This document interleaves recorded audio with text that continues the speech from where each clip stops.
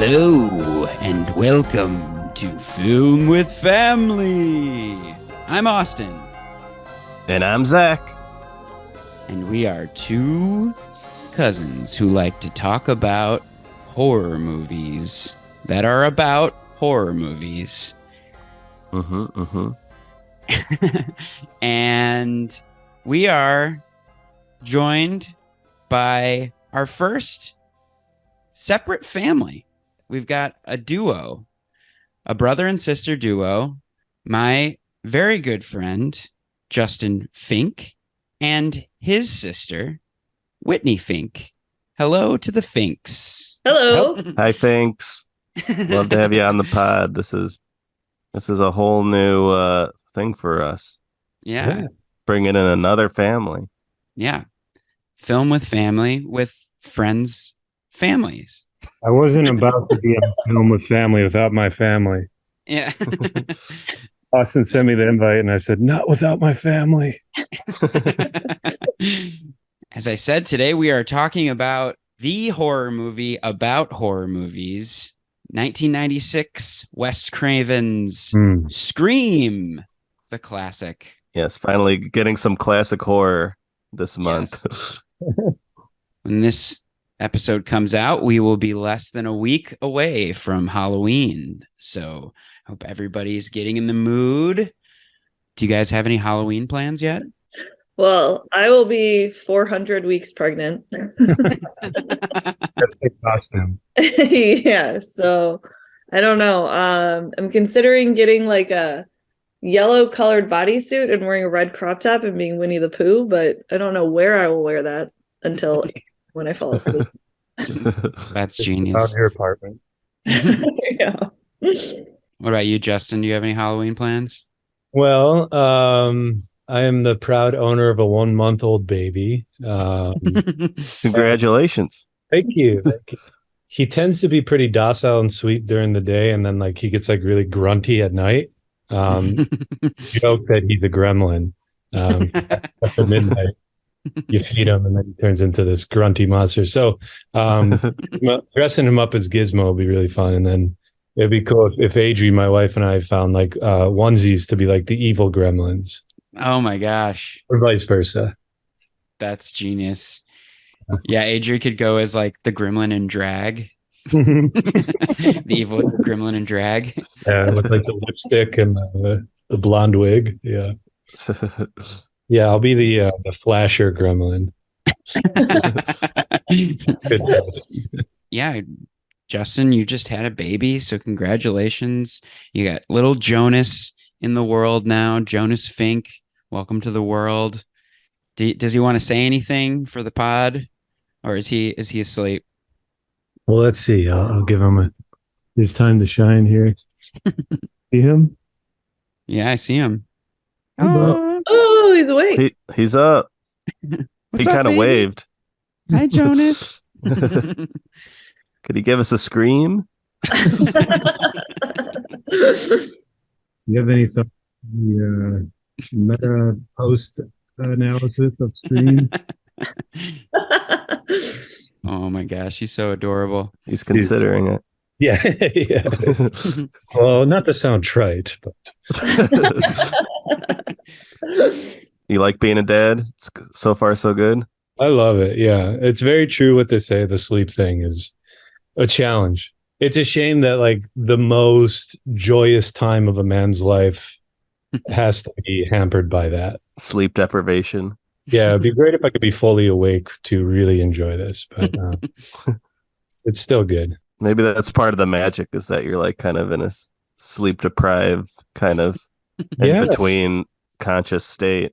I think so. And you have plenty of time to be awake with him, so it's okay. Yeah, and Whitney, you are 8 months pregnant right now? I am 32 weeks pregnant.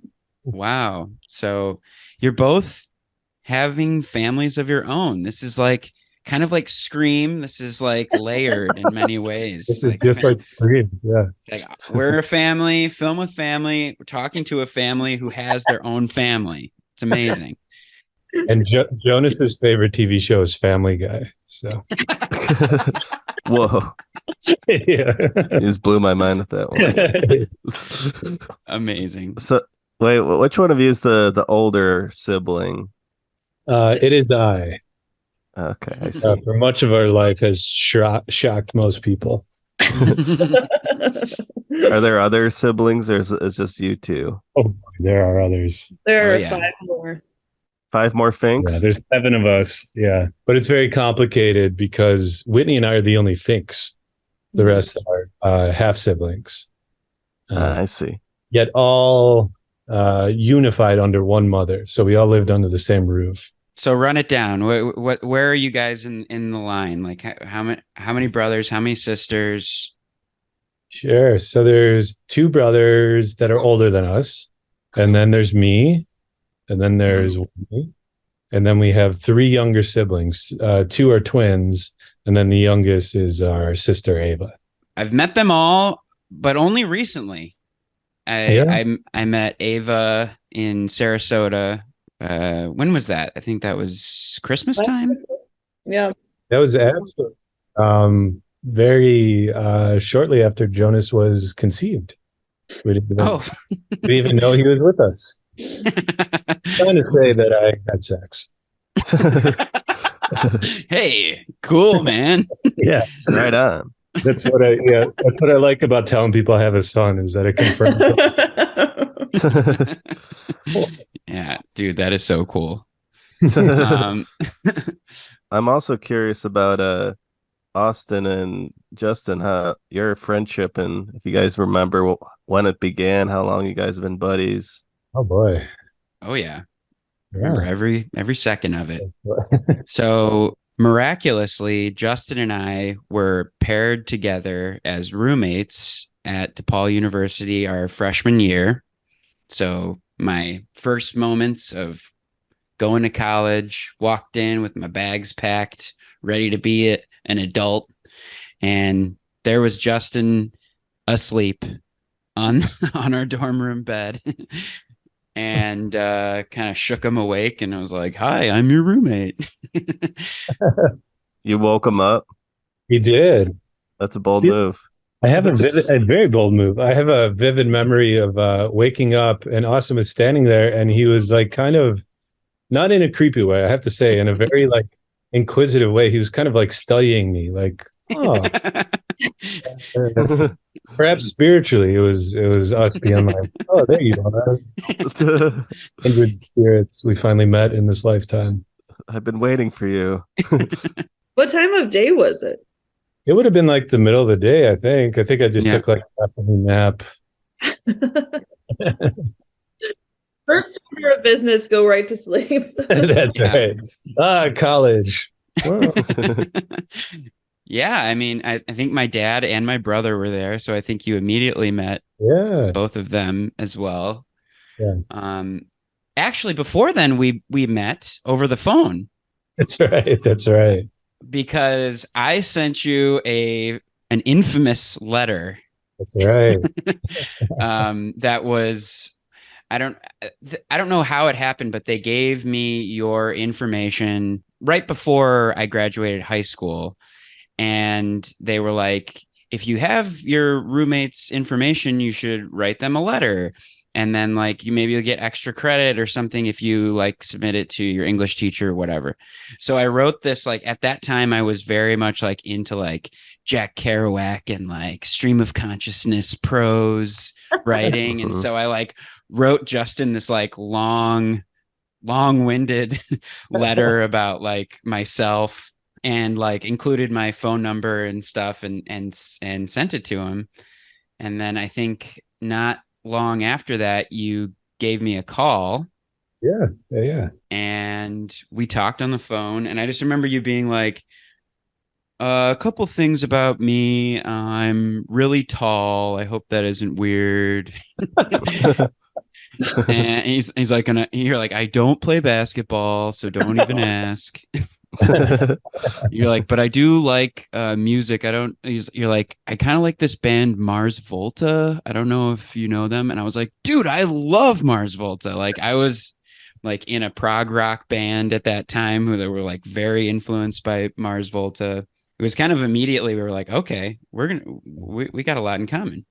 Well, I remember opening that letter, and it was very long, and like it was like, oh boy. And then I think like at the top, you're like, I was at Ozfest the other day, and then I was like, okay, don't make any snap judgments. And then, but there's some line. Do you remember? It was like, someone asked me if I could have any superpower, what would it be? And I think your response was to avoid small talk. Yep. So that was a good precursor for like, wow, I'm in it. Yeah, you're in for it for sure. It very much, broadened my horizons. You and our sweet mate Christian introduced me to the wonders of marijuana. I'd never gotten high before, and then I was just like a smoking chimney for the next 3 months. I was like high all the time. Yeah, and then you dropped out of college. Yeah, so thanks for that. It's like, I don't need college. I got marijuana now. I got weed. Maybe we should call my mom. Yeah. She'd love to know who's responsible for that. Yeah. But we were fast friends. Yeah, like I have a vivid memory of you were on your bed playing guitar and just rocking out. Justin is an incredible guitarist. He's the guitarist of the band that we're in, Motel TV. And I was like, holy shit, this guy is incredible. He's a guitar god. And, like, this guy's got the goods. And you, to this day, are probably the best guitarist I know. Wow, I appreciate that. Yeah, speaking of Motel TV, I love the new EP. It sounds great. I'm a big fan. Oh, I appreciate that. Thank you. Yeah, your whole family has really been gassing us up. It's like really carrying the slack for my family. Whitney was at the show. Yeah. I say that in jest, but in the way that your family is like sharing links and like they're the best, they're my favorite. Like it's pretty incredible. It's pretty certain that our mom still hasn't gotten around to listening to it. So. I don't think she knows what a guitar is. It's hard for her. I think that Ozfest reference in the letter was like the only thing that made it external from the letter. Like I have a memory of Justin being like, my new roommate is at Ozfest this week. So. I was really processing that. Yeah. Guess my future roommate likes going to Ozfest. At that point too, I think that was like my 5th go round on Ozfest. Like I'd gone there every year since 8th grade. Like it was kind of a family thing. Me and my dad, and I think my brother came a few times. He was still pretty young then, but like Black Sabbath and Ozzy are like a very crucial pop figure between like me and my dad. Nice. I've probably seen Black Sabbath more than any other artist. Awesome. Or at least Ozzy. So yeah, that's kind of the lore of me and Justin. Yeah, so it's like it was like 20 years of friendship, or is that about something like that? Yeah, we're both 36 and we met when we were 18, so exactly half our lives we've known each other. And Whitney, I remember meeting you probably my like sophomore year of college or junior year. I remember you were very political. I was. Yeah. And like very engaged. I mean, you still are, I think, but soften. But I remember once going to your house, your apartment, and I was just like want to wear, like thrift store finds or whatever, and I wore like a big communist symbol shirt, like a big red communist symbol shirt, and you were like, do you know what you're wearing? And I was like, you were like, grilled me about like communist history, and I was like, I don't know, it's just a shirt, leave me alone. I care a lot less now. Yeah. I don't remember that at all. But I did at the time live in a political household, and so I'm sure there was a part of me too that was like, if I don't say something, it's going to be worse. Yeah. Yeah, and I remember your roommate like having some like bondage gear or something, and she was like spanking me with like one of those like horse whips. That sounds true too. It's like, wow, she's living the life over here. It's Yeah, like, it might not have even been a party or anything. We might have just been Yeah. at my house. yeah, no, it was, yeah, it was just like, it's like, oh, nice to meet your sister, Justin. Spanked both mentally and phically. I love the juxtaposition of meeting me for the first time and meeting my sister. Yeah. The guy plays guitar. We like the same music. It's like, oh, I'm getting grilled and spanked and Sleep. Grilled and spanked. paper with Justin. But Yeah. no, but I love your family. I feel like I'm very close with your family. We went on that really awesome vacation all together in Tennessee during the pandemic. Me and the Finks, very close. Our family loves you. Yeah, they really do. Well, feeling is mutual. And Zach, I think you and Justin have met a few times, right? Like you guys have hung out. Yeah, on a I couple think occasions. we've jammed together before too in Chicago. That was a lot of fun. Yeah, I've definitely hung out, met him a couple times. Yeah, I did spank him when I met him too. It's funny because I've listened to most of the episodes, so my exposure to you, Zach, is much more from this podcast than in real life at this point. Yeah. You're somewhat of a celebrity in my mind. I mean, you approve of me? I approve of you. Yeah. Wow. I wish people would be more straightforward like that. Like me. I don't know if I should Yeah. continue this relationship or not. Yeah, I mean, I would hate to hear if you've been listening to the podcast and like, I like Austin, but the Zach guy is fucking dragging every episode. I think you and I have similar kind of MOs. Like we're more of the lower frequency, and Austin's more of like a higher frequency. Mhm. So it's a nice blend, you know. I believe I like you guys to Ren and Stimpy. Yes. Yeah, you had that great Barbie double take on our summer summary episode. Got a lot of good responses from that. People are like, oh, that was a great take from Justin. That's nice. That's nice. How do you feel about that, Austin? What? That Justin thinks of Zach as a celebrity and not me? That Justin, your lifelong friend, thinks of you as Ren from Ren and Stimpy? Well, I think it's more of an insult that he thinks that Zach is Stimpy. But I think it's a great comparison, honestly. Ren and Stimpy is a 90s thing, and so is Scream. Yeah, we should probably get into the movie a bit now.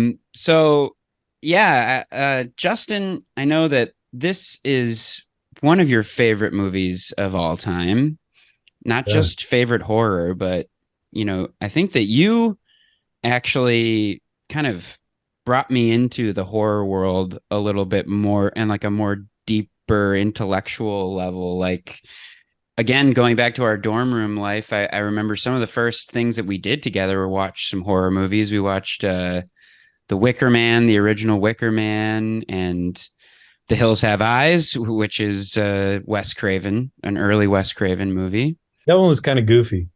Yeah, it's a little weird, but still pretty scary. Effective, yeah. I think I tried to watch that one and I gave up because I got too bored. I didn't stick with The Hills Have Eyes. Yeah, it's it doesn't. He was still finding his au revoir basically because it has like a lot of different tones in it. Like I remember there's like I remember Austin, you and I like cracking up because there's a scene. It's like someone gets like, I hate to say it, but like someone gets like raped by like a hill person, and then the next scene it cuts to like this guy running like along the hills, and it's playing this like upbeat funk music, and it was like so like totally like off. Yeah, Wes Craven's early movies are very dark. I mean, his first movie is the last House on the Left, right? Yeah, that movie is extremely disturbing. But as he goes along, he makes Nightmare on Elm Street. Nightmare on Elm Street and then Scream. Yeah. There's a lot in between there, but Scream's the big one, it seems, though. It seems to be kind of defined his career a little bit.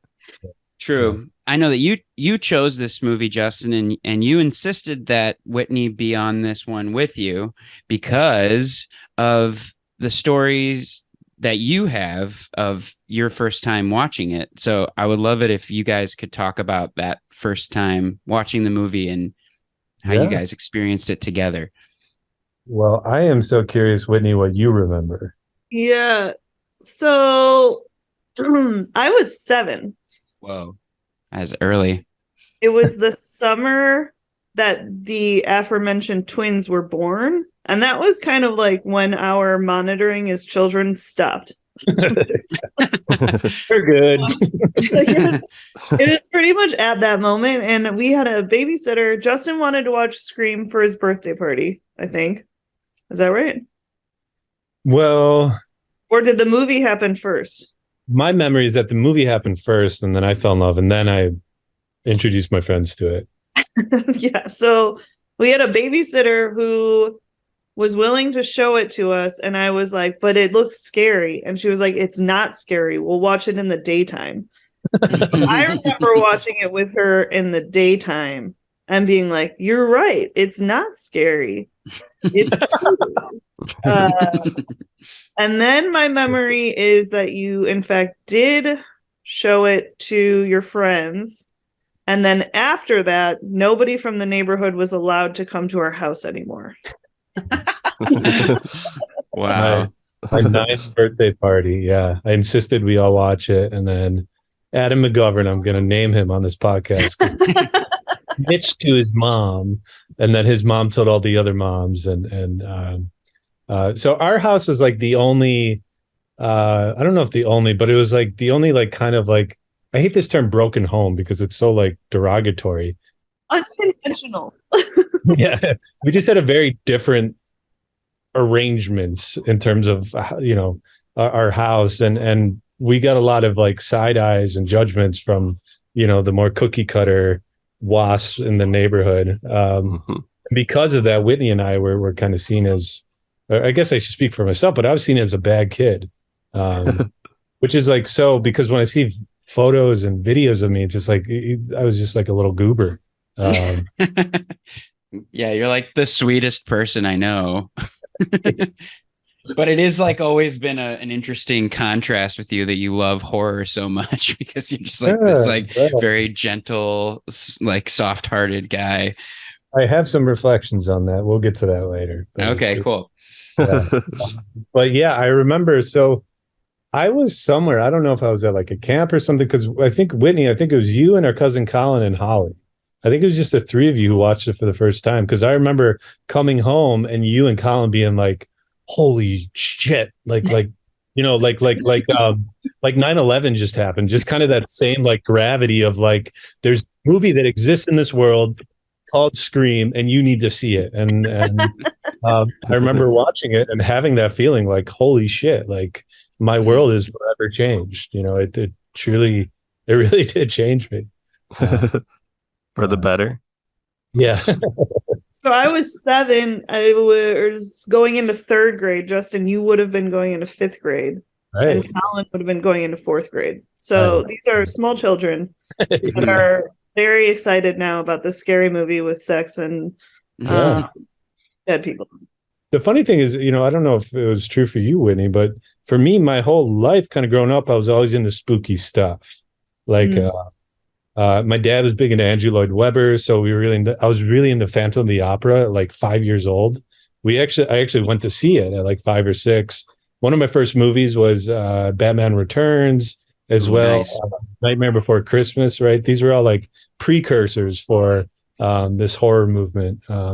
But after Scream, it was like, oh, that's what I love, is horror movies. So then me, Whitney, and my cousins would have these all-nighters where we would rent every Friday the 13th, every Nightmare on Elm Street every Halloween, and I was the only one who would make it to daybreak. Everyone else would fall asleep, and but yeah, I don't know how long that went on, but that was a pivotal part of our childhood, was just not sleeping and having our brains like singed with like all these horrific images. Yeah, and what's weird is that was just like your life, but then what I remember, like the sharp turn for me was when The Ring came out. I was like, I don't like scary movies. I don't enjoy this. And now I don't watch them. It's true. It's true. So was it difficult revisiting this movie for you, Whitney? No, because this one is so silly. It is just a lot of comedy in it. Yeah. I think that helps a lot. I think movies have gotten scarier, but like if a really scary one comes out, like Hereditary, I had Justin just like tell me what happens that makes it so scary. Oh, because I know that looks like that's just too much. You did watch Midsummer, didn't you? I did watch that. I don't think I understood it. It's like Swedish people are freaks. There's a lot of symbolism and imagery in it, and I was like, I don't think I understand what's happening. Why is he a bear? Just a little break. Adri is here. Adri, you want to say hi? Adri, have you ever seen Scream? Do you like the movie? I do, yeah. I have seen it. It's been a while, so I don't remember everything. I kind of got you into horror movies, right? You didn't like them before. I Yeah. used to like them. See, I have that effect on people. Yeah, it's true. So I'm trying to get the chronology straight. So Justin, you saw it by yourself first. No, so I watched it with the babysitter and our cousin Colin. Uh-huh. And then we told Justin about it, and then we watched it again. Okay. All right. Cool. Spiritually speaking, them telling me like it's just cool to think of those moments in our lives. Like they were basically saying like, hey, we just watched something that you will forever consider your favorite piece of art that has ever been made. Like, pretty cool. And do you still feel that way after watching it yesterday? I do, man. I mean, we'll get into it, but I really think it's in so many ways, it's like a movie to end movies, you know? Wow. Yeah. So Justin and I watched it together yesterday at his house. It was my first time meeting his baby boy, Jonas. And did he wake the baby out of his slumber like he did when he met Justin? Say, wake up. I'm here. That's right. Actually, kind of. He was asleep on your little carrier, and I was like poking at him. I was like, "Hey, what's going on, buddy?" Yeah, I offered him a joint. He was like, "Hey, you should drop out of school." Yeah, I'm gonna be a horrible uncle to him. Zach, did you watch the movie today or yesterday? What was your viewing experience? Or what's your history with this movie too? I think I saw this first time in college at a friend's house. I think it was like a Halloween party kind of thing, and I felt like some of it went over my head because it's dealing with all these movie references, these horror movie references and stuff, and I didn't really watch any horror movies at that point, so I feel like I was missing some of that stuff, but I did enjoy it. And yeah, I feel like I've seen it once again after that, a few years ago, and then rewatched it this morning. That's my history. Kind of like Justin, I remember not being able to see this movie because of like the kind of the hype around it. But I remember it like being such a thing that my friends talked about on the playground. Like I remember them just saying like how terrifying that first scene was, and like everybody like kind of keeping from me who the killer was, they're kind of like holding that against me, like being like, oh, you didn't see it, and like we know who the killer is, like you don't like, that, like it was like this whole like thing, like you got to see Scream to know who the killer is, and all that. And it was like very much like kind of like a currency that like the kids were kind of using against me. And I wasn't able to see it, I think, just because like, I was like 9 or 10 and I didn't really have access to it, but I think I did eventually end up seeing it. And it's interesting because like not up until like recently, I think I rewatched it last year, and I don't know why, but it like just the whole meta-ness of it, the whole like referencing horror movies in it, like never really clicked with me until I saw it recently. Like I remember seeing Scream 4 and then like really going into like the meta-ness of it. Like I think that first scene in Scream 4 is like literally like a movie within a movie within a movie within a movie. And I thought that was like, I was like, oh, I love how they're doing that. And then, like rewatching Scream like a year or two ago, I was like, oh, that's like the whole premise of the movie, is that it's like commenting on horror movies. And then also, so because Scream 1 was like such a big thing within my class, my school class, like I wasn't super popular in school like back then. And so when Scream 2 came out, I remember my dad, when it came out on videotape, rented it for me. And I was like so psyched to have like this movie in my midst and be able to like watch this movie and like be able to talk to like the cool kids about Scream 2, to a point where I took my dad's old camera. Like a digital camera? No. This is like an old, like one of those like tape. Like a tape camera. This was like the camera that my dad shot like all the home movies when I was like a baby with. I set it up on a tripod and filmed the TV, like like playing Scream 2, so I could have it and like tell my friends like, I've got Scream 2, we can watch it whenever you want. But it literally was a recording of the TV playing Scream 2. So yeah, that's kind of my history with watching it. And yeah, I mean, I think last year when Scream 5 came out, and we saw Scream 5 together. That's right. And we thought it was pretty good. Yeah, it was just kind of like, oh, okay, that was good. Yeah. Yeah, like Courtney Cox, like she's like in all of them, right? I'll admit I've never seen a Scream sequel. I've only seen Scream. Oh, really? Oh, yeah. Oh, wow. I don't know if there's a certain sequel that you think is the best that you could recommend me, or if you think I should just watch them all. I think 3 is skippable, but all the other ones are fun, and even 3 is good for what it is. But it was from what I understand, it was made around the time of Columbine, so there's a lot of pressure to reduce the violence. So it feels very kind of hokey, like it feels very like made for TV. What's interesting about that is I remember that one as being very scary. Yeah. And they dig in even deeper into I guess they do it in 2 with like the Stab movies, where it's like the movies based on the murders within the first movie. I thought that was the third one. And like they have like the ghost of the mom, and that creeped me out. And I don't know. I just remember that one as being like really scary. I think the interesting thing between both of these stories of our youths is like how this movie became like social currency of, don't know, but Justin, were your friends probably like, you're pretty cool because you showed this movie at your birthday. And I know like our cousins weren't allowed to watch really anything either because they were also parented. Yeah. And they used to think that we were kind of cool because we could do stuff like this and watch stuff like this. But like, I don't think that exists anymore because I think kids just have access to everything.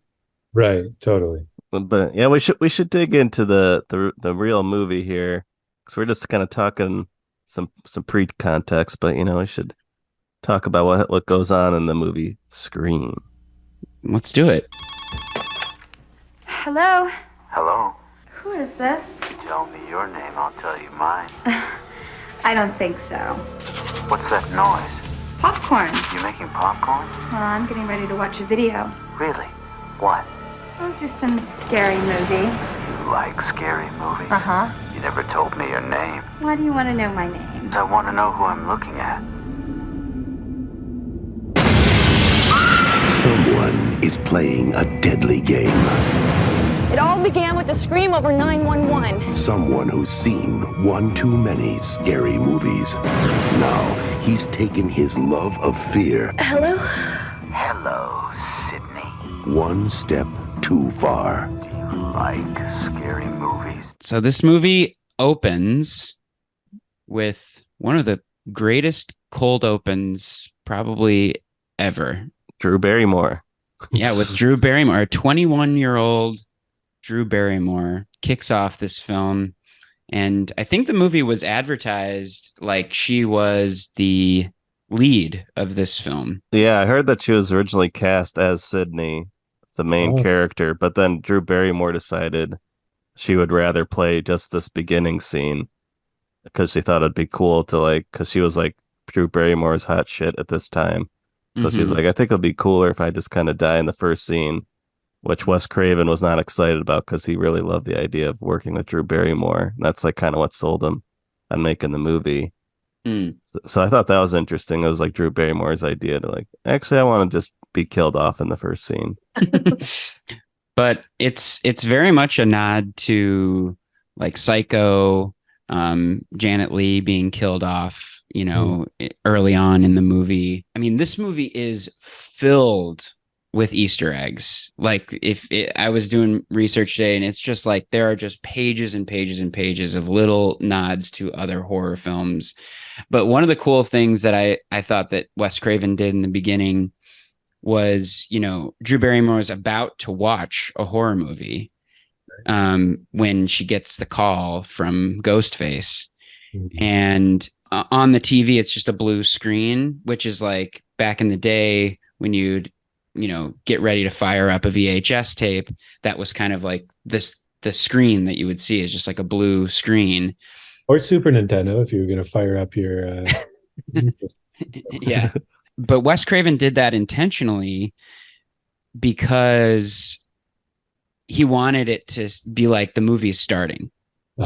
He wanted to like add that kind of ambiance that like, okay, we're at the beginning of this movie, like the movie is beginning. She's making popcorn. Yeah, classic movie thing to do. Totally. I mean, yeah, all this stuff is very intentional. And then obviously she like says, oh yeah, Nightmare on Elm Street, the first one's good, and then everything after that is crap.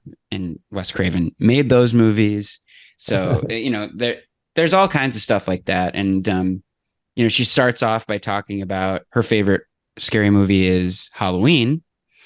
And Justin, I know that Halloween is one of your favorite movies as well.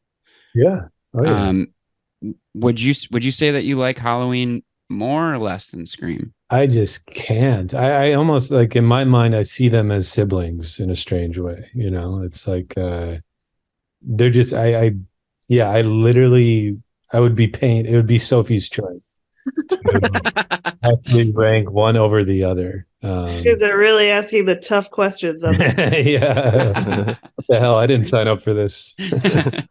Yeah, I mean that's what Ghostface asked her. Is like, what's your favorite scary movie on the phone? And she's like, Halloween. Yeah. You should have said this one, the one that I'm in right now. Really just go full meta. Yeah. Just looks right at the camera. I agree with you, Austin. I think it's I will go on record saying this is the best cold open to any horror movie ever. Even watching it last night, I'm a grown man. I've seen this movie I don't know how many times, and I was feeling fear in my body. I was feeling, I usually don't. I usually feel like awe or like curiosity, like, wow, that's really cool what they're doing here, or like disgust. But I was legit scared. I feel like I am alone in this house and I'm in danger. Yeah. The way she reacts to like when the phone like keeps ringing and she just like keeps like escalating, like her like screams of terror, and the way she's running around the house, locking all the doors, like you could really feel it. The question is, why do you like that? Why do you like being scared? Yeah. Yeah. Well, I mean, that's a deep question. But I don't know. I mean, for me, it's like survive. It's like boot camp. It's like something in me is like, this can happen. Like this combination of elements is very rare. But like feeling this threatened or being that unsafe, like that's within the realm of possibilities as a human being. So I guess we're going deep already, but Whitney and I talked about how we were like kind of on our own. So I think in my young psychology, I was like, well, shit, I gotta, if I'm looking after myself, then I gotta know everything that can happen. Like I gotta know how scared a human being can be. And Scream was like, I'll show you. I'll show you, what can go wrong. Keep your eye on your Jiffy Pop because it can burn. That was my first life lesson that Scream taught me. Yeah. Yeah. I was like, when we were watching it yesterday, I was like, why? Like, she sees that the popcorn is on fire. Like, do something about it. But you're like, no, it's good. It's like, it's adding to the smoke, the ambiance of the movie. It's like, I think the popcorn represent, yes, like, oh, the movie's starting, like, but the fact that it just like keeps going and then it becomes like a threat to the environment is some comment on this movie itself. It's like, buckle up. We're going to talk about movies, right? So these characters know about movies, and guess what? You know about movies, right? The only padding you normally had in a horror movie when you'd watch it would be like, well, they haven't seen horror movies, so they don't know what to do, right? But now it's like that's out the window. So it's like, shit, I'm in the same boat as these people, That is true. Does make it more relatable. It's like, if they know about these movies that I've seen, then this is very real. This is very much grounded in my reality. Totally. Yeah.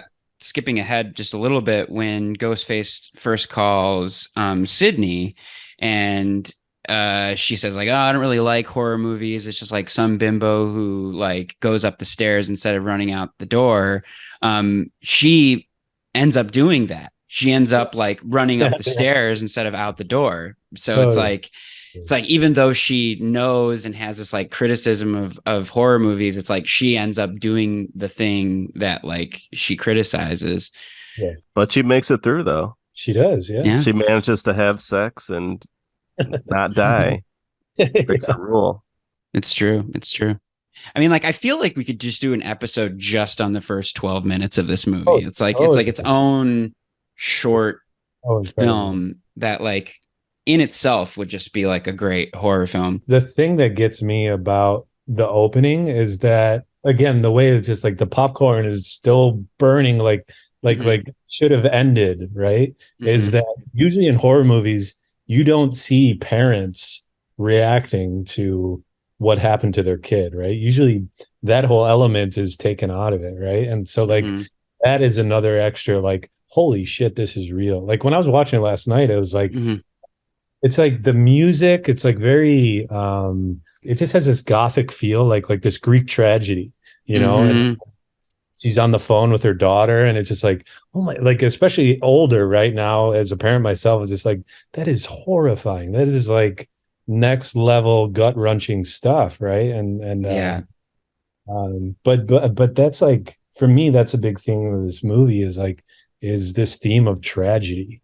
It's just like not to get back into Whitney and Zai's backstory, but when we grew, and this was a big theme of the movie too, was how the news itself is like kind of a villain in this movie. That they're vultures.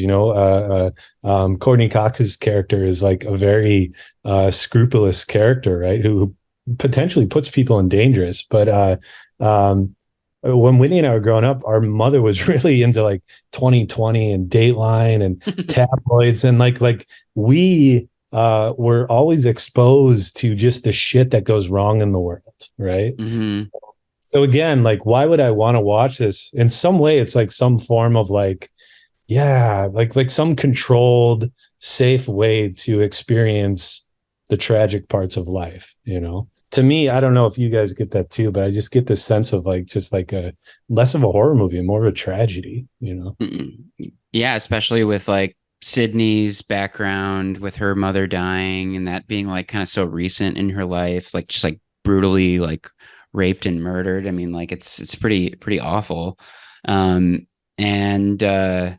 Yeah, it feels like everybody's kind of like dealing with the tragedy, but also like the kids are just like, they're just kids, and they're like kind of like not taking it seriously. Like, yeah. case in point, Matthew Lillard's "Live Her Alone," man, "Live Her Alone." It's like, hey, a little tact. Yeah.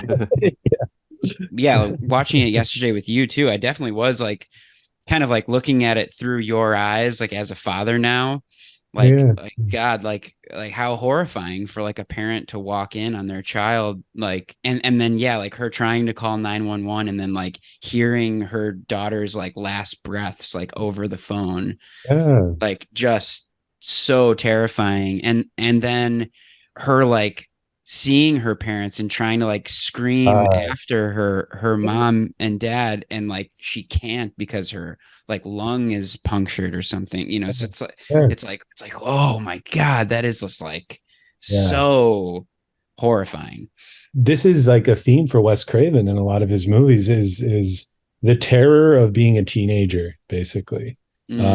Watch Nightmare on Elm Street, the parents just don't get it, right? And Krueger is this abomination that was created by the teenager's parents' sins, basically, right? They burned him, they made him who he was. And then Scream kind of has the same thing, right? It's Sydney's mom that led to these, you know, she's getting blamed for it, right? But yeah, that to me is like the terror of adolescence, right? Like wanting to scream, wanting to ask for help, but not knowing what's wrong, or that things could be any, you know, it's heartbreaking. But it's just, again, I think this is why horror movies are so poignant for teenagers in our culture, you know. Well said. We've done them wrong, you know. We don't raise them with the right emotional IQ, and you know, we don't train kids how to ask big questions like, how do you deal with death, right?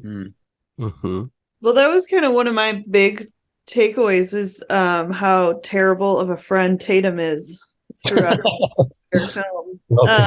And I don't know if that relates to just like, you know, teenagers not knowing how to ask for what they need or like whatever, but she's very mean and very inconsiderate and says really hurtful things to Sydney.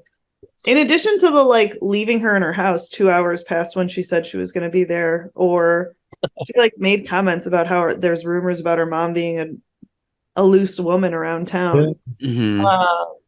And at no point during any of it does Sydney even get annoyed. She's just like, yeah.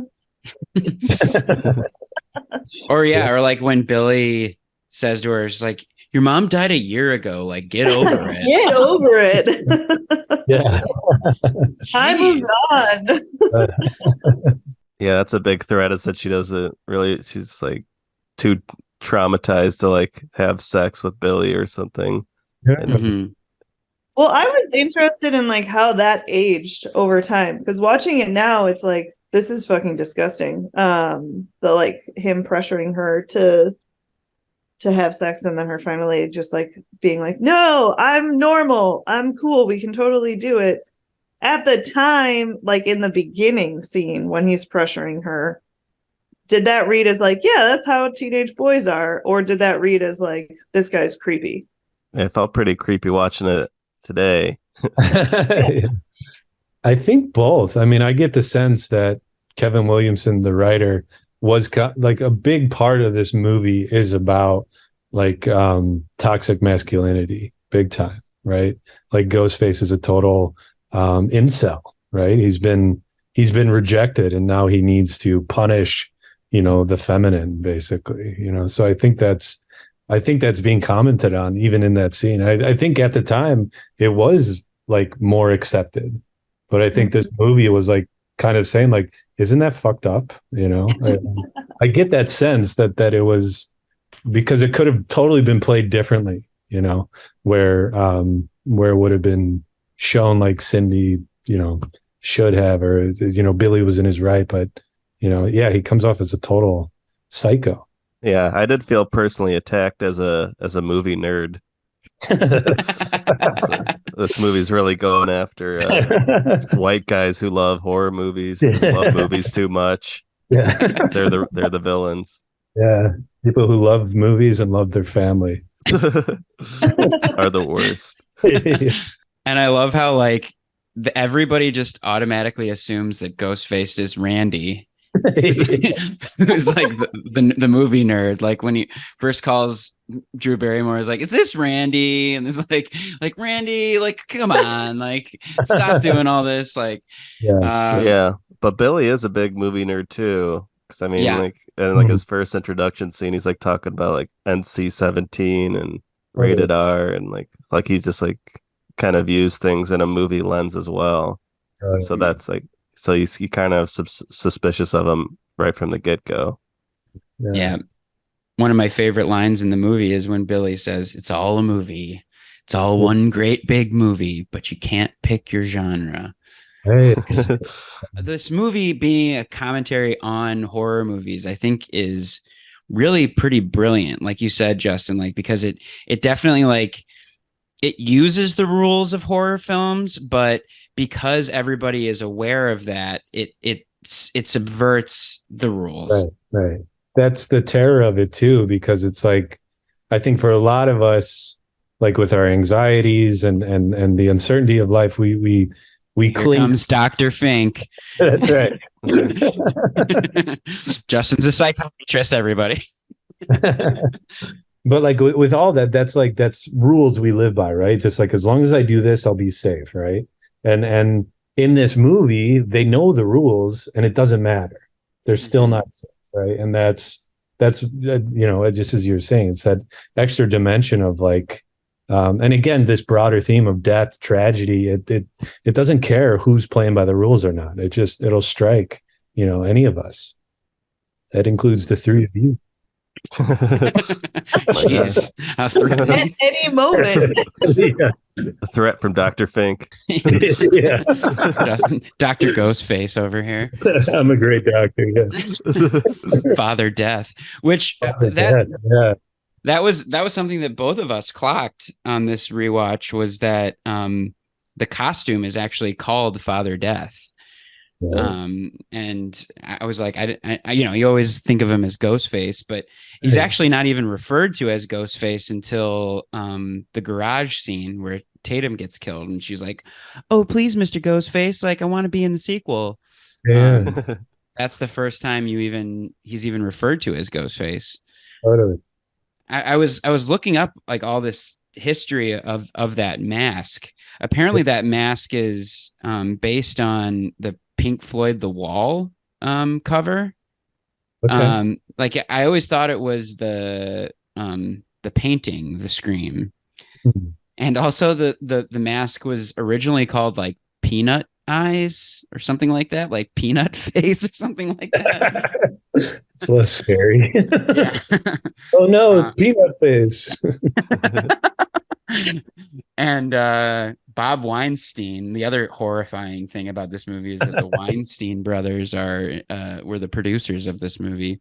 And also Rose McGowan was like, a victim of Harvey Weinstein, and which happened, I think, just after this movie came out, like in 1997. So that's another like real life horror thing that was going on. But Bob Weinstein was like, "I hate this mask. We need to like make a scarier mask. Like it needs to be like, cliche, like scary mask." But Wes Craven just like stuck to his guns, and he was just like, "No, this is it." And I think that, Dewey says it at one point in the movie where it's like, you can get this at any 5 and dime store. I think that's what really makes it like scary and that's what made it scary in real life, because like it's still to this day like the number one selling Halloween costume.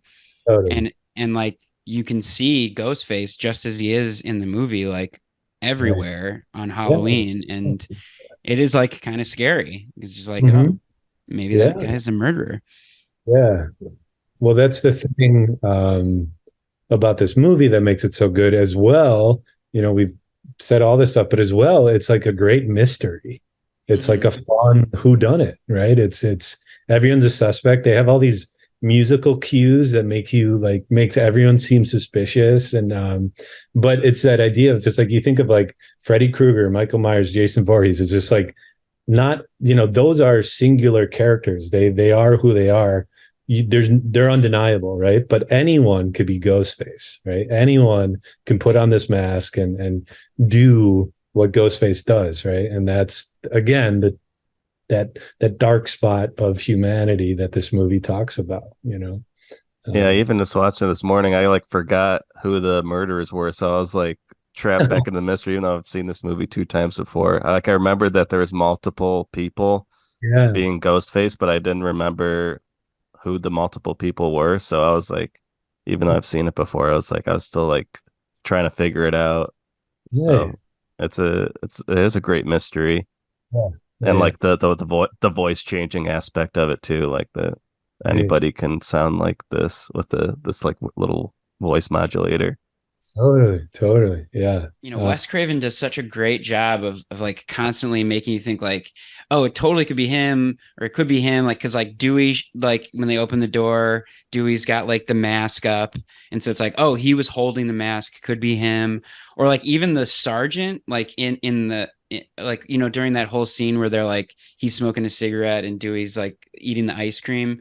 He like puts a cigarette out with his boots, and they're like the same boots that Ghostface wears. So yeah, like there's just so many like, and yeah, it's like totally could be Gail, because like you said, she's like kind of Craven, and like just like trying to get the story, trying to like advance the story. She doesn't really like care who's getting killed. Like she just wants just wants to be in the headlines. Maybe it's Liev Schreiber. Could be Liev Schreiber. Just shows up for one shot. Yeah. I was like, is that Liev Schreiber? Cotton Weary. Yeah. Cotton Weary. Yeah. What a name. Yeah, what a strange name. Yeah. Also Gale Weathers. Right. Like, I do gotta say, this is a great 90s cast here. I mean, everyone in this movie feels pretty well cast. But yeah, I mean, I love Matthew Lillard and Rose McGowan. She's so cute. Got a big crush on her. But yeah, Courtney Cox from Friends. Skeet Ulrich, I don't really know him from anything else, but he's really good in this movie. Really creepy. I forgot Henry Winkler was in it too. I thought that was kind of a nice surprise to see Winkler. He's really good at getting murdered. Makes really special sounds when he gets stabbed. There is that scene when he's like grilling the two students who like fake the being Ghostface, and he like expels them, and he's got the scissors, and it's just like 10 sound effects of like shh, shh, shh, like points at them. Yeah. Yeah, I wrote that down in my notes. The sound effects of the scissors are so good. So, 2 of your fellow students just savagely murdered, and this is the way that you show your compassion and sensitivity, huh? Let me tell you something. Fairness would be to rip your insides out, hang you from a tree so we can expose you for the heartless, desensitized little shit that you are. But yeah, you could definitely, like, he's definitely a suspect because he's like pointing the scissors at them and like dragging it across their like heart. And also, fun fact, when he opens up the closet, actually Fonzie's jacket is hanging up in the closet there. Oh yeah, there also is that fun Easter egg of Wes Craven dressed up as Freddy Krueger, the janitor. Yeah. It's like, oh hey Fred. That was really funny.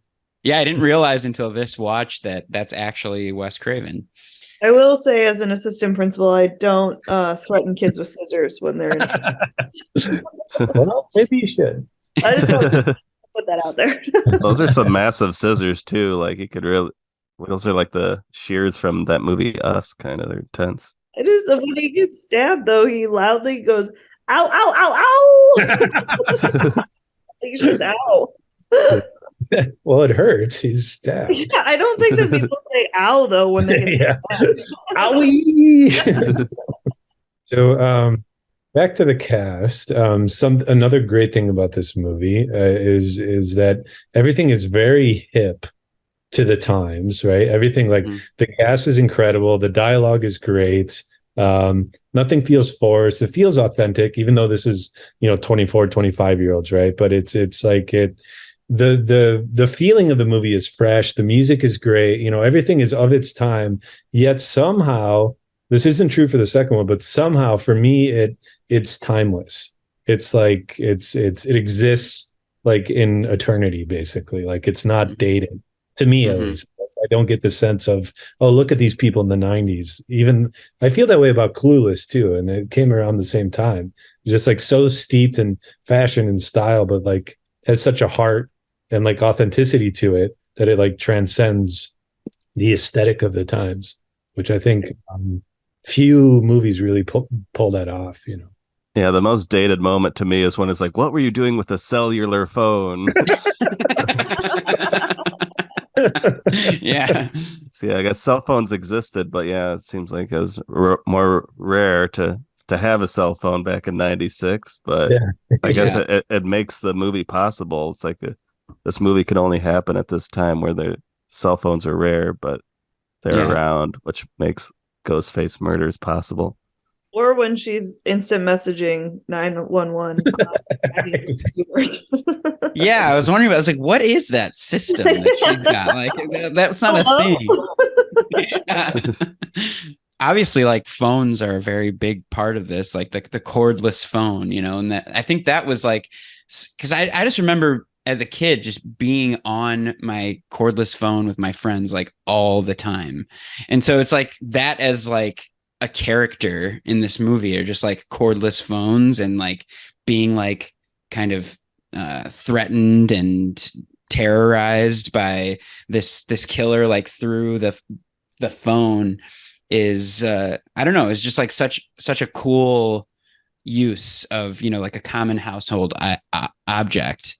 And I guess after this movie came out, like caller ID was adopted like threefold, like because of this movie, because people were like, we need to know who's fucking calling us. It is incredible. Like this movie was made at the peak of like it was like the Wild West in terms of like telephone technology. You know, it's just like you didn't know who was gonna be calling or you know, it wasn't, you know, now it's like everything's traceable, everything's, you know, identified, everything's, but it's like this just these like disembodied voices, you know. It feels very like almost like more mystical that way, right? It's like Ghostface actually feels more like an entity, like a disembodied voice, right? Which is, again, they just like after caller ID and cell phones, and you know, you can't capture that, right? That's why the sequels aren't as good, because all the elements were perfect for this movie. Yeah, I was trying to recall how they address that in the new movies, like, because it's like if someone was calling your phone, you don't know the number, you just be like, I'm not answering this. You know, it's like, you can't like text somebody with a scary voice. Yeah,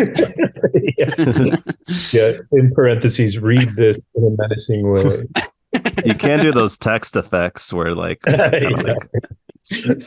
pops on in a weird way, so that's kind of scary. Or like the scream emoji, like the scream guy emoji. How do you guys feel about Neve Campbell as Sydney, our protagonist? Oh man, just she still has my heart. She's incredible. I mean, that's one thing I made a note of that. So you have that encounter with Ghostface and Drew Barrymore, and Drew Barrymore totally succumbs to his power grab, right? She's totally victimized, where Neve Campbell, she gets scared, but she's like, fucking come at me, bro. You know, she's like, she's a warrior, you know, and I feel like just her eyes, like that fire in her eyes is really, really convincing. You know, you can tell she's going to put up a fight, you know. Totally. She's a strong female character, which like back in those days was like pretty rare, I think, to find.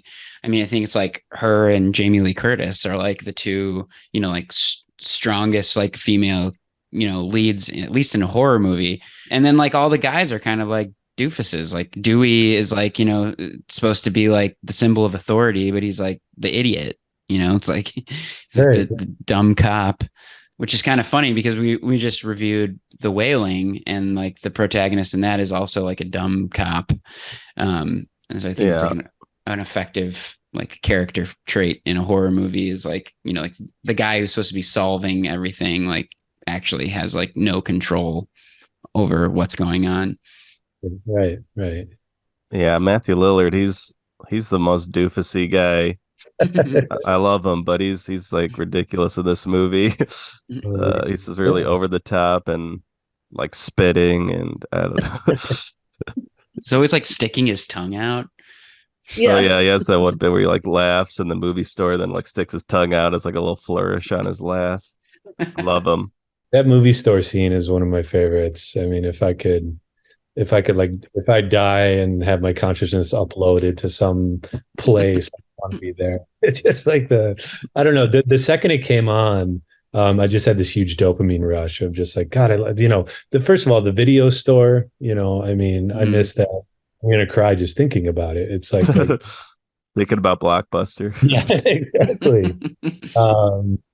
I know Austin, you had similar experiences, but so Whitney and I, our dad would pick us up every other weekend, and it was pretty much every Friday night we would go to Blockbuster and rent movies to watch for the weekend. So it's just like a very, very, very special place in my heart, Yeah. Yeah, particularly the horror movie section, because my mom would never let me rent a horror movie, but I would still like walk and I could look at the covers and just be like, oh my God, what is this shit? Yeah. Totally. No, absolutely. Yeah. There's like a few. Well, I mean, I think back then too, like the cover of a movie was very important because like some horror movies that are like iconic became like big like hits just because of the cover and people just being like, oh my God, look at that cover. I got to rent that movie. Mine was Hellraiser, the pinhead guy. Oh, I never would watch it. It was so unsettling. I don't know what about that image is so scary, but it's just his head. Yeah, it's a guy with nails in his face. That would suck. Yeah, you just feel for him. That's weird. You're not scared. You're just having like an empathic response. Yeah. You're like, Ow. I can't hold this trauma for you. It's painful, man. Yeah, the movie store. Yeah, it's like definitely an emotional, nostalgic place for me. Yeah, same story. My parents were divorced, and yeah, when I would go to my dad's house on the weekends, there was the Blockbuster down the street. Me and my brother would like rent a few movies to watch for the weekend, and yeah. Thanks for bringing up those great memories. It's great. It's great for a horror month. Yeah, right. Spooky divorced family. Attachment issues. I don't trust people. Well, okay. Well, this actually brings back a interesting point of the movie that I also never clocked until we watched it yesterday. Is Billy's supposed motive, which is Sydney's mom cheated on Billy's dad, and then Billy's mom found out and they got a divorce. And so that was Billy's motive for both killing Sydney's mom and continuing to murder. Yeah. Doesn't really explain why he goes after Drew Barrymore so hard, but I guess he was just warming up, Well, like Jamie Kennedy says in that scene in Blockbuster, it's the millennium. Motives are incidental. Yeah, it's funny when Billy is like, it's scarier if I don't have a motive, and then he continues to say what his motive is in the same like breath almost. So that scene is brilliant, and this is the first time I noticed this. I've seen it so many times, but Billy, he's saying that he's just like, oh, we're just killing because we're psychos. We love to kill. And then Stu's in the back, like, yeah, man. And then Billy exposes this deeper part of his heart, this grief that he has over his mom leaving. And then the camera shows Stu. You see, he's like shocked for a second. He's like, wait a second. Like, I've been following, because Billy's clearly the ringleader here, right? And it's this moment of recognition. Like, I've been following this guy on this rampage, and it's a personal vendetta. there's a big theme of like war and just like the violence of humanity, you know, just like how it takes like one person on this streak of vengeance and he gets all these people behind him, but it's always just some like deep hidden like heartbreak, right? Like a wounded child. That's right. That's right. But you know, to put my therapist hat back on again, right? So Billy is deeply wounded by his mom leaving, right? His mom abandoned him, right? And that's excruciating for any child, right? So there's a quote which is vengeance is a lazy form of grief, right? So again, just how we do teens dirty, we leave them all alone. We don't, especially young men, right? We don't teach them how to handle their emotions, right? So instead, he's got all this grief. The grief is covered up by anger, and he's just like, he hates women now, right? Because women represent all this heartache. And that to me is like why he's just you know, the worst version of an incel, right? Is that, and I think they even allude to Drew Barrymore's character about how she dumped him or something, or ditched him, or chose Steve over him, right? So it's like this outside of all the violence and bloodshed and like what we call psychotic, it's really just this like this young boy who's heartbroken and doesn't know what to do with it, so takes it out on the world, right?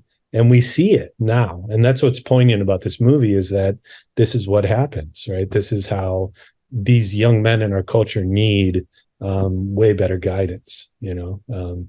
So I never put that in the words before quite like that, and it's telling to me in my life path and what I do for a living of how this movie resonated with me at a young age. Like it was kind of like this movie was kind of like a wake up call in a way, you know. It's just like there's a great social responsibility to it.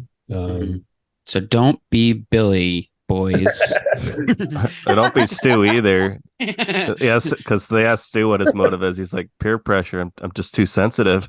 Which I thought was really funny. Yeah. And then he's like, oh, my mom's gonna be so mad at me. Yeah, so as a young child, and Stu and Randy were my favorites, just because they were such, outside of this being a horror movie, they very much act like very comic, kind of goofy cartoon characters, and there's something very lovable about them, you know. Totally. Yeah, well, but still, don't be Stu, okay? He's not somebody to look up to. But he does have like some of the funniest lines in the movie for sure. I always like, when I think of this movie, for whatever reason, I just keep thinking, I always think of him going, I'm getting woozy here. Like after they stab each other. Okay, so now this is the other thing that I just found out today. Okay. So Kevin Williamson, who wrote Scream, actually queer coded Billy and Stu. Oh. So they are actually supposed, like it's not, obviously not overt, but like they are supposed to be like a closeted gay couple. Oh, wow. And so like they are like repressed in all that way too. And like that also explains why they have this kind of like weird relationship with women. You know, yeah, they're murdering them. That is a pretty weird relationship. But like weird. But like the whole idea of them wanting to stab each other in the end is like their way of like their repressed way of like expressing their love for one another in the end. So it's like that's a whole aspect of this movie that I think only came to light like last year, that like he admitted that was because Kevin is gay, and so like he was trying to like kind of put and you know, like back in the 90s you couldn't probably, like especially with fucking the Weinsteins in control of this, like couldn't put that out there overtly, but he was subtly putting this message into the movie. So I thought that was like kind of mind-blowing. Yeah, I just read a funny Letterboxd review about that. It's like just two guys taking turns stabbing each other because they're not gay. I thought that was good. That's great. Are there any other specific scenes of this movie or theories or lines? Yeah, things that we haven't said yet that need to get out This is a stupid question. But if Drew Barrymore would have answered the question correctly, what would have happened? Oh yeah, the Friday the 13th question. Yeah, because she says you tricked me, which he didn't trick her. She answered it incorrectly. She was Yeah, just straight up wrong. straight up wrong. Miss 13th Voorhees was the killer. But if she did answer it correctly, that like because there's a lot of scenes in the movie like where they don't kill Sydney, and it's like, are they just fucking with these people? Versus actually wanting to murder people. And so that's an open question I had in my head. I think it's funny to think of like if she's like Mrs. Voorhees, and he's like, "Damn it! All right, well, well, good job, congratulations." They play like Price is Right music. Yeah, it's like a new Honda Accord in your driveway. Again, this idea of if I do all the rules right, then I'll be safe, right? Yeah. That kind of speaks to that. Like, would she have died if she did it right? You know, and probably yes, she probably would have still been killed. But it's that question, that ambiguity, that's even scarier, right? That this people are so sick that they would even, you know, consider this a fun game. So we would be remiss to not comment on a very big theme of this movie, which was very prevalent in the 90s, which was does violence in media cause violence in youth, right? And I think this movie does a great job in saying no, it doesn't. And like for me, right? This movie helped me make sense of violence, right? It helped me make sense of why do people hurt each other in this world, right? And it did so in a not, because if it was preachy, if it was like a drama, you know, I wouldn't have watched it. I would have been like, this is lame, you know, I want to watch Family Guy, right? But but it's put in a package so that you don't have to think about it, but somewhere spiritually you feel it, right? You feel this kind of, there's something being talked about here, and it's just like, I'm so happy it's being addressed, right? So for me, horror movies is always that. It's like, this is a part of being human. There is violence out there, but this is a safe container to exercise that, right?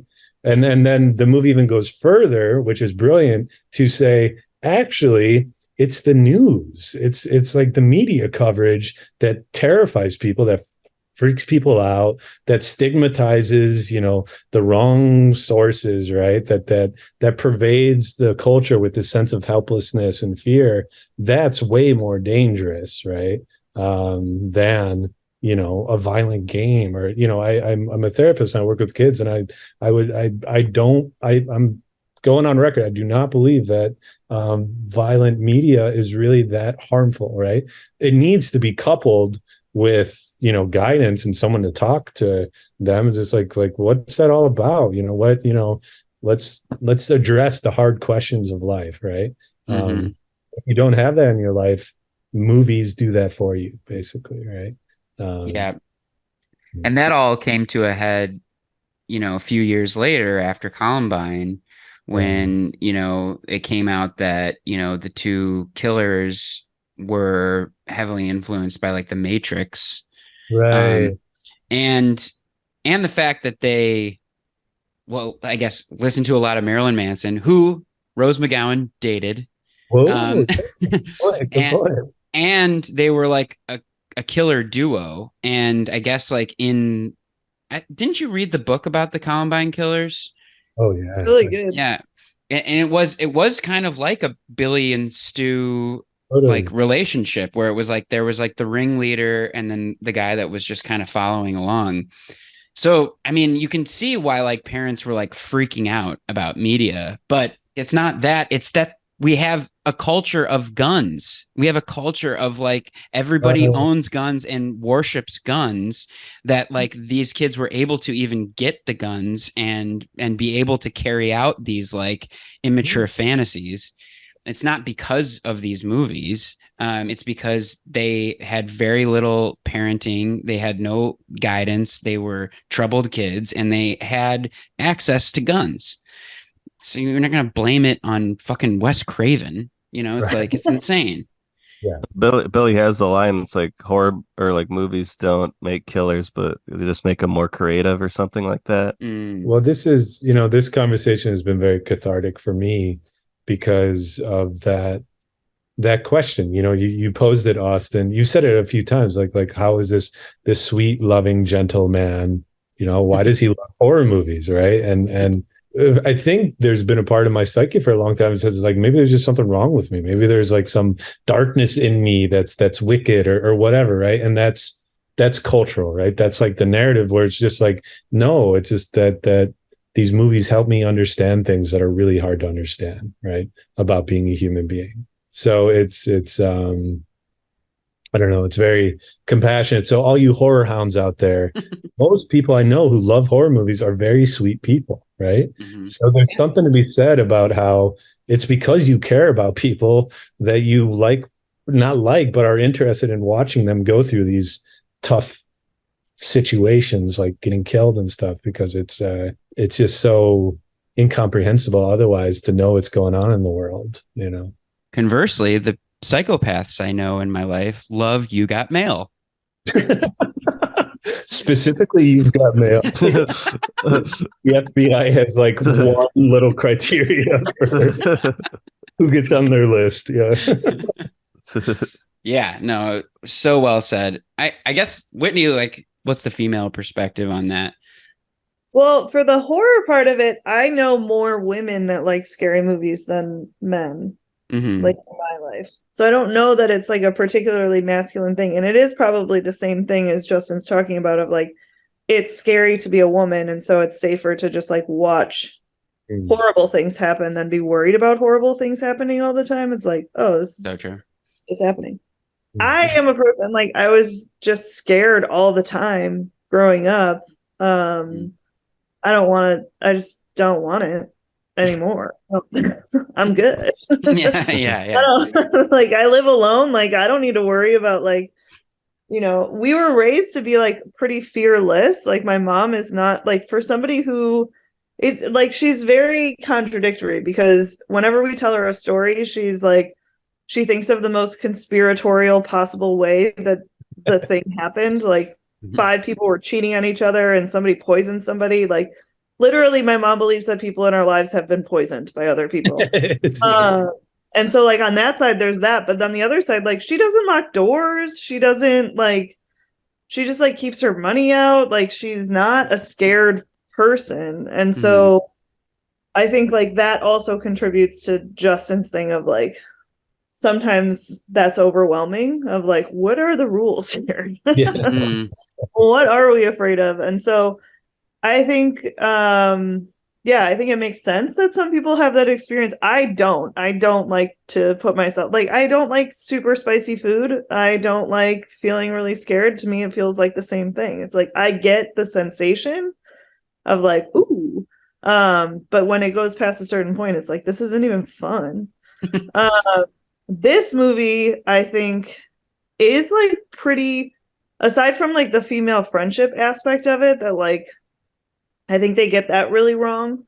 As I was saying, with Tatum being like the worst person in the world and Sydney being like, she's my best friend. But Sydney as a character she's not an unrealistic strong woman. Like, she is still afraid. She still does stay at her friend's house because she doesn't want to be alone. Like, there are things that she does that are human. But she also has these moments of like, fuck that. I don't want to like live my life being terrified. So I think like they hit on it in some points, and then there's other points where it's like, no, women aren't like that. My friends and I are really nice to each other. Yeah, and empathetic. Yeah. Well, I will say, I agree with that friendship is so fucked up. However, I mean, I'm sure you've seen like Whitney and I have both worked with teenagers in different capacities, and there are people who are very deep and have a lot of pain, and they flock to people who are just very shallow because it's safer, right? It's like there's some sort of like, we'll never get too deep with you, right? But it's just like the the loneliness of adolescence. Like everyone's like, oh, people are getting murdered. This is so fun. And then you're just there like, this is terrifying. This is traumatic. This is, I want to share just like one last thing about the movie is the closing shot.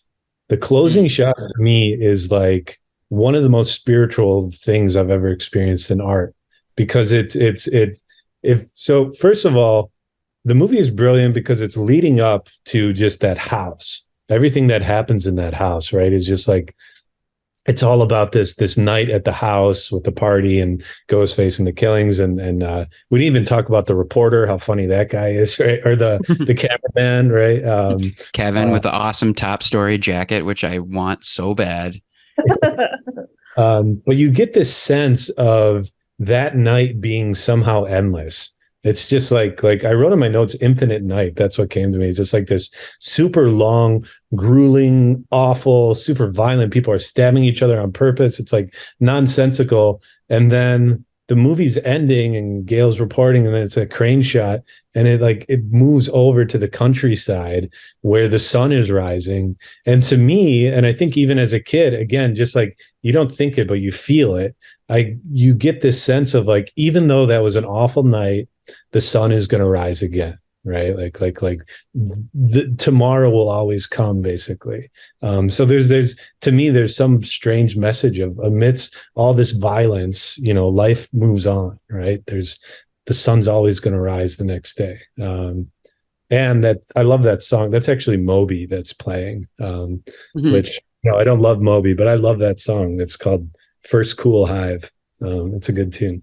What I love about that last scene too is how Gail is once again like putting the game face on. It's all about the camera and how she's going to project it to the public, which like kind of brings it back around to just like television, movies, how we portray murder in society, and how like you can hear her in the background too go like, okay, let's do that again, like back from one, like let's take it again, let's take it again. Like it's like it's not good enough yet, still like it's just like it's all about the camera, it's all about like projecting this stuff. Totally. Also, they call out Sharon Stone like 4 times in this movie. Yeah, not really like a horror like movie star. I mean, they talk about Basic Instinct, but it's not really a horror movie. Yeah.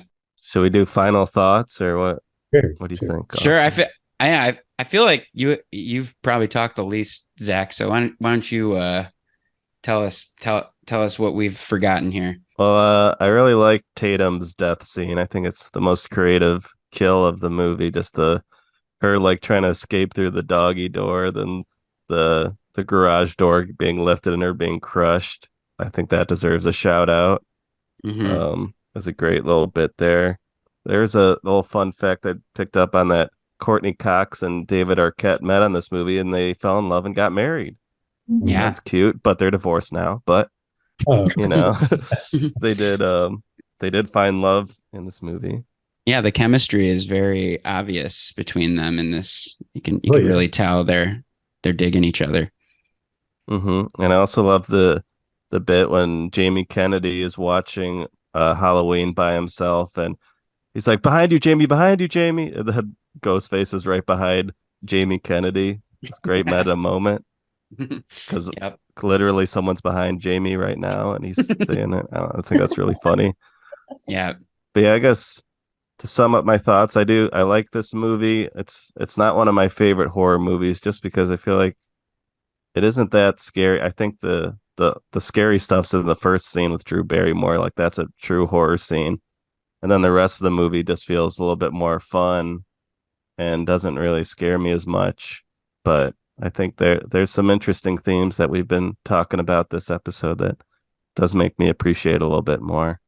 Yeah, it's a good movie. Yeah, I was sort of feeling that this time around too, that actually Matthew Lillard, going off of what you just said, Zach, we all love this movie, Justin. Like nobody's dissing on this movie, but Matthew Lillard kind of said what you just said, Zach, as kind of like critiquing the film. He says it's not a perfect movie. He says, I think the opening sequence is incredible. It sets the tone for everything else, and the middle of the movie kind of gets bogged down. And I kind of was feeling that this time around, just because, I mean, this is probably like the 10th time I've seen this movie. And every time I watch it, that first scene is just still scary. I see something new every time I watch it. Like you were saying, Justin, like I was feeling like scared, and like, and there are some real anxiety inducing moments, like when she's trying to scream out for her mom and she can't, and it's just that she hears her daughter dying over the phone. I mean, it's just horrific. But yeah, like kind of like the murder mystery part of it, I've never really been a huge fan of murder mysteries. And I think that we actually had this conversation last year, Justin, because I think we were talking about like Knives Out or Glass Onion or something like that. And I was just like, I think I just don't like mysteries. I can't get behind mystery movies. It's like, I just don't care. And you were like, but what about Scream? Scream's like a great mystery movie. And I was like, yeah, you're right. You're right. Like I do love Scream, but I think you did like The Wailing too. And that there's some mystery in there too. Sure. But again, it's a little, it's like mystery isn't like the genre. Overarching genre, of the movie. But yeah, I love this movie. It is a classic. It's kind of an undeniable feature of not only the horror genre, but I feel like American culture. I feel like Wes Craven just did such a great job of like describing the adolescent experience, how people take in movies and use that as not only a personality trait, but as a way of socializing, as a way of like understanding the world, which obviously this podcast is all about that. And, it's like how we understand each other is through movies. And so for that aspect, I think that it's an undeniable classic. And another fun fact is this movie was just called Scary Movie in production. Like that, the script was called Scary Movie, and then it wasn't until like a little bit before the movie was released that they switched the name to Scream, which I think was a good move. Yeah. Scream's a better movie title. Well, then they could make the Scary Movie franchise. Yeah. Exactly. The greatest movie franchise of all time. That's next. Yeah, and I guess they called it Scream because Bob Weinstein was a big fan of the song Scream by Michael Jackson. Oh no. Thanks, Bob. There's of awfulness there. I know, right? It's like my brother and Michael Jackson, nothing can be wrong with these guys.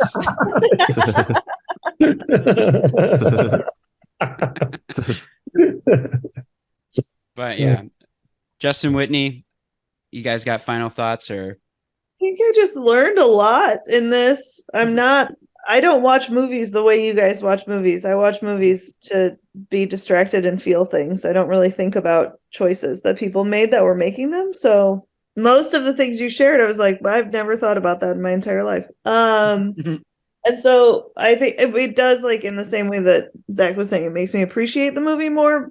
I think the thing I like about it is that just the fun parts of it. Like Dewey is a hilarious character, and Jamie Kennedy is very entertaining, and Matthew Lillard is very entertaining. Like, I think that's what makes it so watchable for me. And that's about as deep as I'm going to get on this. But what do you feel about the movie? Like, you like it? Like, are you gonna watch it again?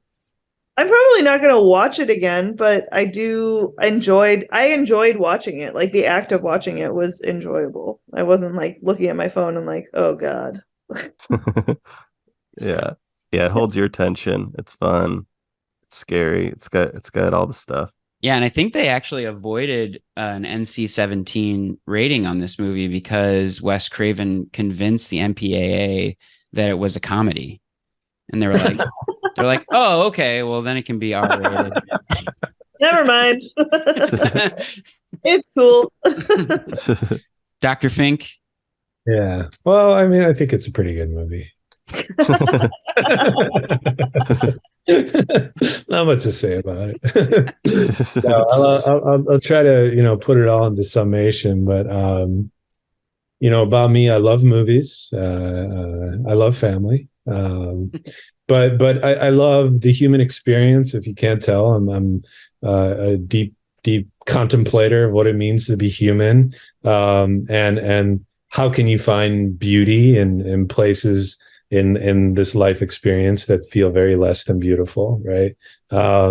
As well, just how art helps us, like these since the dawn of humanity, we've been telling stories, right? It's like it's not like a luxury. It's not just a distraction, right? It's fun distraction, right? But there's deep spiritual food that stories give us, right? And then this movie, Whitney shared about how our brothers were born when we saw this movie. It was a crazy summer. A lot was going to change in our life. Our stepdad at the time was about to go AWOL, basically, and so just like a lot of chaos and confusion and instability. And somehow, to me, I view this movie as like a gift from the heavens in terms of like of some sort of blueprint of like, yeah, this world's really like unpredictable, but you'll get through it, right? It's just like, I think I watch horror movies not to watch people die, but to watch people survive, right?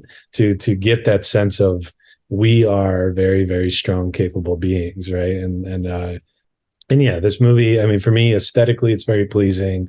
Each shot feels very deliberate. The choices they make, the Easter eggs, it was just crafted. And you can only make something that deliberate if it's something that you deeply love making, right? If it was a cash grab, or if it was like, some other alternative motives, you wouldn't be able to put so much detail into it. So it's a movie about dark things, but it's made from love. And I'm sure there's so much more I'll dissect the next time I watch it. That's what I love about it. It's just a good time. Yeah. So, yeah, I will say just the last thing too is that I love Wes Craven is really good. I mean, he's a good like action director as well.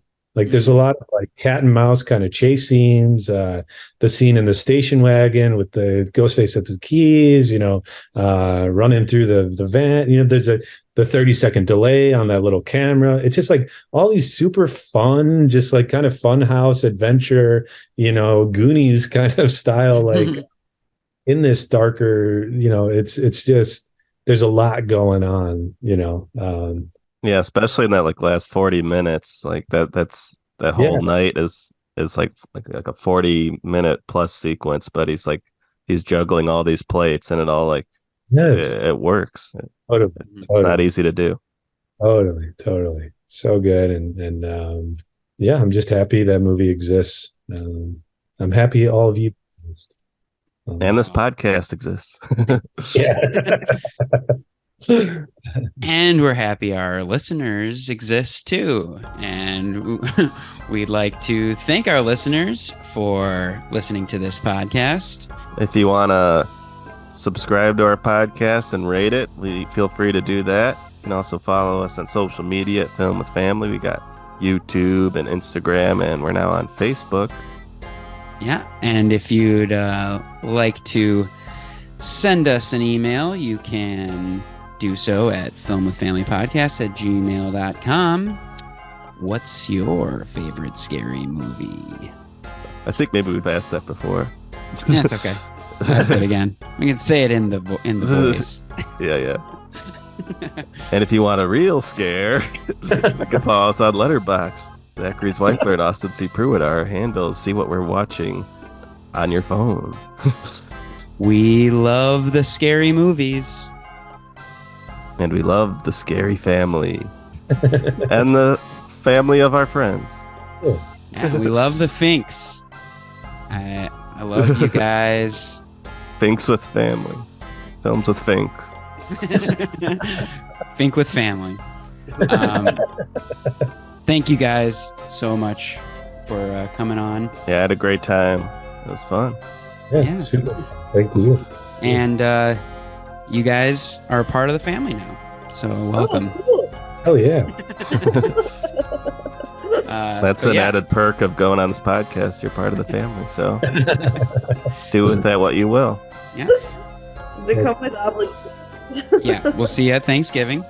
But yeah. Thank you and happy Halloween. Thank you. It was wonderful. Thank you.